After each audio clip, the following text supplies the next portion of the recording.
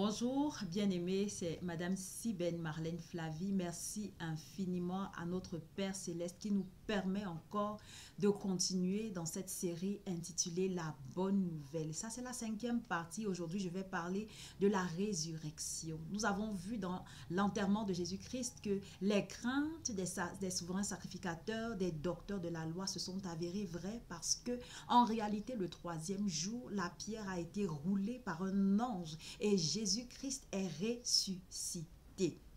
Amen. Merci pour vos apports, vos contributions, merci pour vos corrections, merci pour vos appréciations. Je suis encouragée.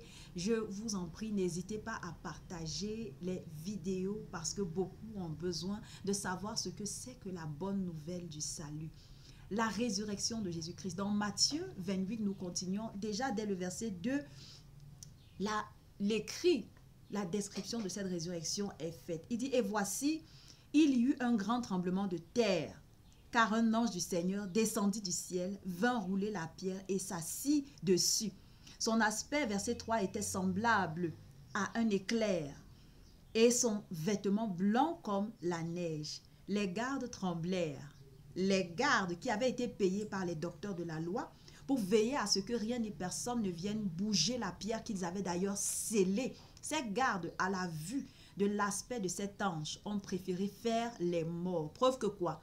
L'argent que des individus reçoivent de façon malhonnête, cet argent n'a même pas pu les aider à garder la tombe. Qui peut porter obstacle? Qui peut s'opposer au dessein de l'Éternel? Qui peut entraver la réalisation de ces projets? Cela avait été prophétisé et c'est en train de se manifester. Ils étaient impuissants. L'argent qu'ils avaient pris et gardé dans leur compte, dans leur poche, n'a pas pu leur donner la force suffisante pour résister à l'accomplissement du plan de Dieu. Alléluia. Ça, c'est une bonne nouvelle, bien-aimée. Je ne sais pas pour toi, mais pour moi, c'est une bonne nouvelle. L'argent est impuissant face à la réalisation des desseins, des plans, des projets que l'Éternel a.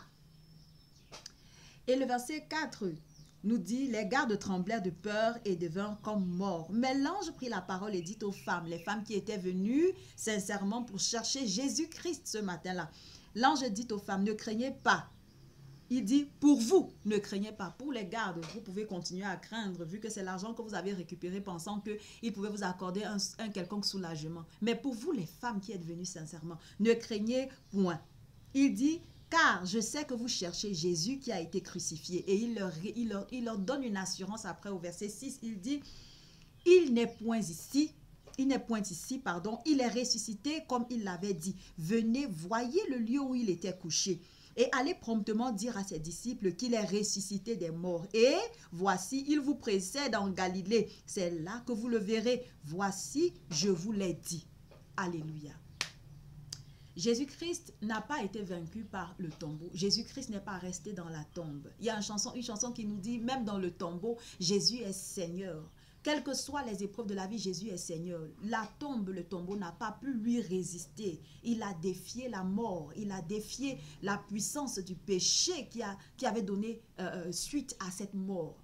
Il a défié toutes ces forces qui empêchaient aux hommes de pouvoir regarder avec confiance à Dieu. Jésus-Christ a vaincu la mort. Bien aimé, il y a plusieurs passages dans les Écritures qui nous parlent de la domination de Jésus-Christ sur la mort. Et après avoir triomphé de la mort, la Bible nous dit, j'aimerais juste que nous regardions quelques passages dans Apocalypse, le chapitre 1, le verset 18, où c'est Jésus-Christ qui est en train de parler. Il dit, je suis le premier et le dernier, le vivant.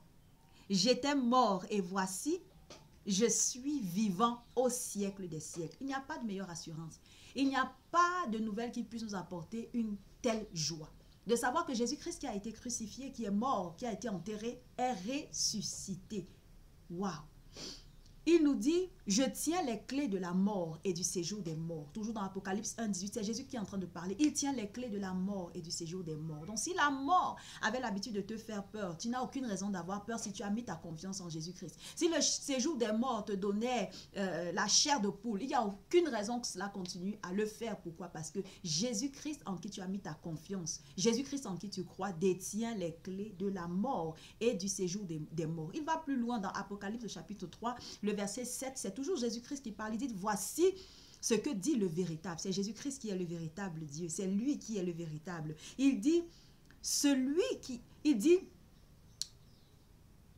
voici ce que dit le véritable, celui qui a la clé de David, celui qui ouvre et personne ne fermera, celui qui ferme et personne n'ouvrira. Jésus-Christ, on continue dans la description de cette clé, la clé du séjour des morts, la clé de la mort, la clé de David, celle-là qui ouvre et personne ne peut fermer, ouvre une porte. Quelles sont les portes qui ont été fermées contre toi, bien-aimé? Jésus-Christ qui a la clé de David, celle-là qui ouvre toutes les portes, il est capable d'ouvrir cette porte. Quelles sont les portes qui ont été ouvertes pour te causer du tort, pour t'apporter la honte, le rejet, pour te frustrer? Jésus-Christ qui a la clé de David, il est capable de refermer ses portes.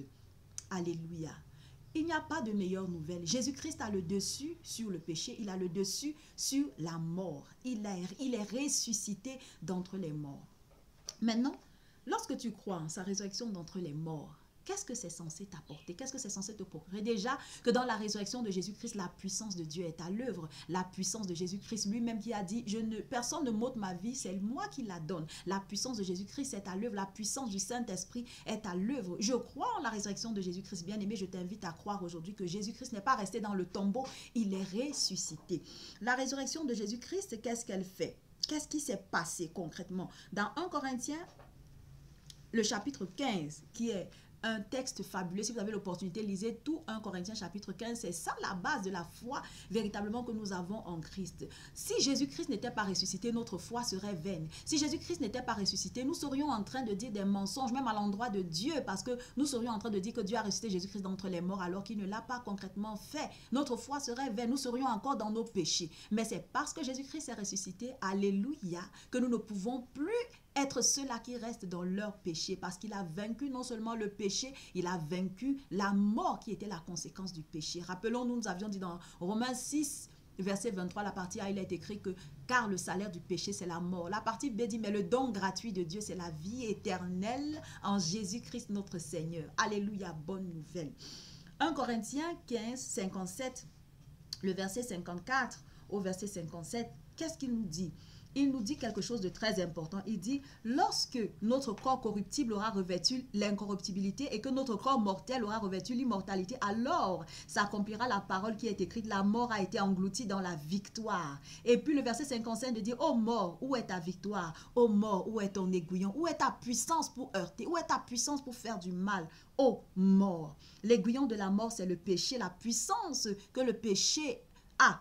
Pour faire la puissance que la mort a, elle la tient du péché. Et la puissance du péché vient de la loi qui nous dit fais ci, fais ça, mais qui ne nous donne pas la capacité de le faire. Jésus-Christ, rappelons-nous, est venu non pour détruire la loi, mais pour l'accomplir. Il l'a accompli. Et maintenant, le verset 57 nous dit, mais grâce soit rendue à Dieu qui nous donne la victoire par notre Seigneur Jésus-Christ. Jésus-Christ nous a précédés dans la résurrection. Il est le premier en matière de tout. Il est le premier né en tout. Voilà pourquoi il peut dire, je suis le premier, je suis le dernier. Il nous a précédés dans la résurrection, il a acquis ce corps céleste et il nous attend en fait. Bien-aimé, tu ne perds rien à mettre ta foi au Seigneur Jésus-Christ. Qu'est-ce que sa résurrection nous fait comprendre? Nous avons le passage dans Romains, le chapitre 8, le verset 2 qui nous dit, la loi de l'esprit de vie que nous avons parce que nous sommes connectés à Jésus-Christ, nous affranchit de la loi du péché et de la mort. Lorsque tu crois au Seigneur Jésus-Christ, bien-aimé, tu reçois l'opportunité de faire les choses différemment. Tu es régénéré, tu reçois la vie de Dieu. Tu es scellé du Saint-Esprit. Tu reçois la capacité de faire les choses différemment. Les erreurs du passé, tu tires un trait là-dessus parce que Jésus-Christ est ressuscité pour te donner cette nouvelle vie. Alléluia, c'est une bonne nouvelle. Et Jésus-Christ est ressuscité, c'est cette nouvelle vie qui nous apporte la puissance de la régénération pour mener des vies qui le glorifient. Si tu crois au Seigneur Jésus-Christ, il est capable de le faire. Romains 8, le verset 11 dit, « Et si l'esprit de celui qui a ressuscité Jésus-Christ d'entre les morts, c'est-à-dire l'esprit de Dieu qui a ressuscité Jésus-Christ d'entre les morts, habite en vous, celui qui a ressuscité Christ d'entre les morts rendra aussi la vie à vos corps mortels. » Comment?